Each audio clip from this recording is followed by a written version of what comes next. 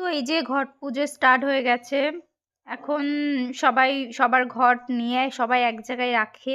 তো এগুলোকে কাঁচা ঘট পুজো বলা হয়। তো কাঁচা ঘট তৈরি করে সেই ঘটগুলোকে মায়েরা পুজো করে। তো এই যে চিঁড়ে, মুড়ি, খই এগুলো প্রসাদ বানায়।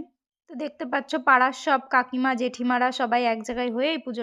তো এই যে দেখতে পাচ্ছ বাচ্চারা সব দৌড়াদৌড়ি করছে। পুচকিরা দেখছে যে আমি কি করছি। এই যে মুটকি, চুটকি, আমাদের পাড়ার চুটকি।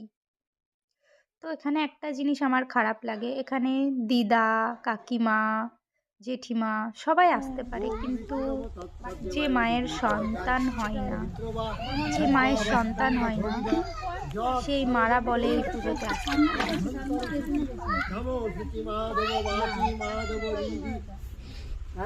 হরন্তি সাধব এতে গন্ধে পুষ্পে গঙ্গাই নম এতে গন্ধে পুষ্পে গঙ্গাই নম ওম গঙ্গে গঙ্গে চু যমুনা চৈব গোদাবরী নর্মেদে সিন্ধু কাবেরী জলেস্মিন সন্নিধিয়ং কুরু নমো স্বস্তি ন। তো আমি এটা মনে করি যে প্রত্যেকের প্রতিটা পুজোয় মানে সমান অধিকার।